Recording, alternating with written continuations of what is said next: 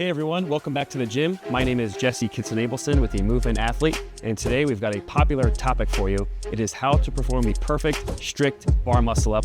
And when I say strict, I mean no movement, no momentum, properly strict, using muscle, because that is in the title itself, muscle up. And this version is far more difficult than any kind of kipping bar muscle up or an explosive muscle up, because we'll be going slower and not using momentum. We'll be highlighting 5 main areas to focus on so we can help make sure you're on your way to performing the perfect strict bar muscle up.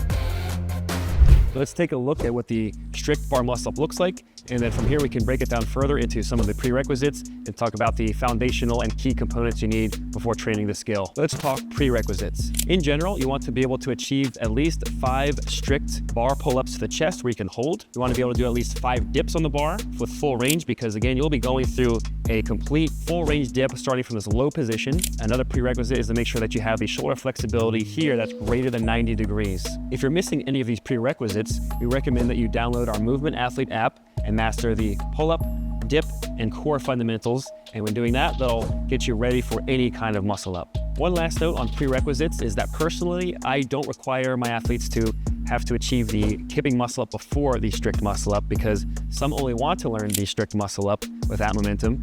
But on the other side, it might be faster for the athlete to achieve the strict muscle up if they learn the kipping version first, because they might get more familiar with going through the whole range of motion and the coordination to achieve the exercise. They really go hand in hand, because if you strengthen your strict muscle up, it will help your kipping muscle up as well. But really, it comes down to what the athlete's goals and intentions are. They might want to be learning this for a competition purpose, or maybe they just want to develop overall strength. So again, it's down to what the athlete wants. So muscles used in the strict bar muscle up is pretty much everything in the upper body. You'll be stressing the forearms, biceps, triceps, lats, the posterior and anterior deltoids, the pecs, as well as the core.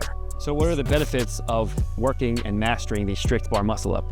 It will help increase strength, power, and muscular endurance of your upper body. It emphasizes the fact that you need full range pull and push strength. It will improve your grip strength as well as your coordination. Strict bar muscle ups require a high level of control for the movement, which increases body awareness and overall stability and control of the shoulders. There's a lower risk of injury when working the strict bar muscle up, because there's virtually no momentum or speed in this exercise.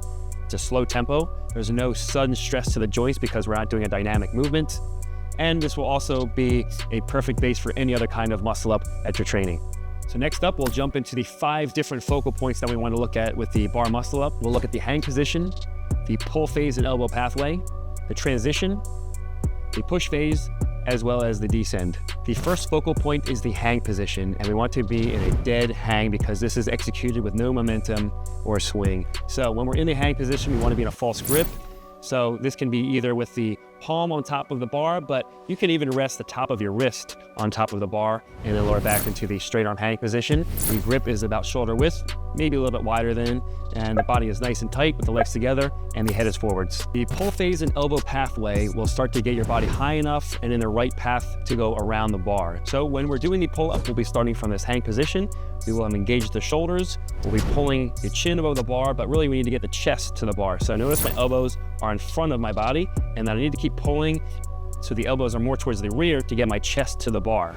And at this point, your body, when looking to the side, it'll have to go into this angled orientation, because eventually you have to get up and around the bar. So the pull phase will involve doing a pull up to the chest. The elbows will start to move behind the body, and you will be at a slight angle. So thirdly, we're going to look at the transition phase. So we're coming from the chest to bar position, and now we have to start getting on top of the bar. The body should be a little bit piked here because we need to counterbalance the fact that we've got weight behind the bar. Our legs should be piked in front of the bar. We've got to lean the shoulders forwards and on top to get weight on top of the bar to eventually get to the push phase.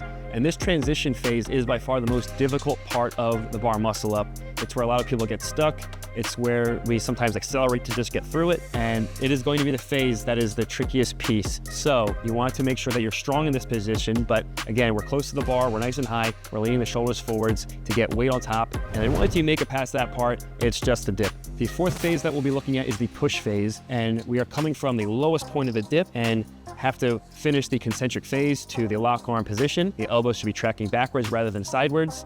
And we need to really have the right amount of shoulder flexibility because, again, I mentioned we'll be coming from the lowest point of the dip, and you need this particular range of motion in your shoulders. If you don't have it, you probably have to do this with some kind of momentum or the kipping version. And that's really the big difference. If you do the kipping or explosive version, you can catch this at a higher point. Whereas in today's strict muscle up on the bar, there is pretty much no momentum and you'll be coming from the lowest point of the dip. The fifth phase is the descend portion of the muscle. How do we get back to the bottom? So we'll just be reversing the process from top to bottom. We're in the lock arm support position. We've got to perform the eccentric phase of the dip, again with the elbows traveling backwards, maintain the false grip. We've got to transition, lean backwards, get the legs in front of the bar to balance it, and then lower through the pull-up phase back into a straight arm position. And again, if you don't focus on the false grip piece, you can tend to lose it. So keep the false grip, lower back to the full hang position, and then you're ready for the next rep. Thanks for watching our video on how to perform the perfect strict bar muscle up, where we went through indeed the strict version with no momentum, starting from a dead hang. Very few people can do this. Normally we see a kipping version or some kind of explosive version where you can zip right through it, but going in slow motion is a real game changer and will test your full range, strength, and control from bottom to top. So thanks for watching this. We've got other videos out there on muscle ups. We've got kipping versions, rings versions. We'll compare kipping versus strict on the bar and those kinds of things. So check out those other videos. Keep training hard. Show us what you have. Comment below on any questions that you have and let us know how we can help you. So again, thanks for watching. One thing that we've realized from training thousands of calisthenics athletes is that if your training is not personalized, it can hinder your progress, leave you injured, stuck, or plateaued. With the movement athlete, instead of having beginner, intermediate, and advanced exercises, we have exercises that'll be tailored specifically to you.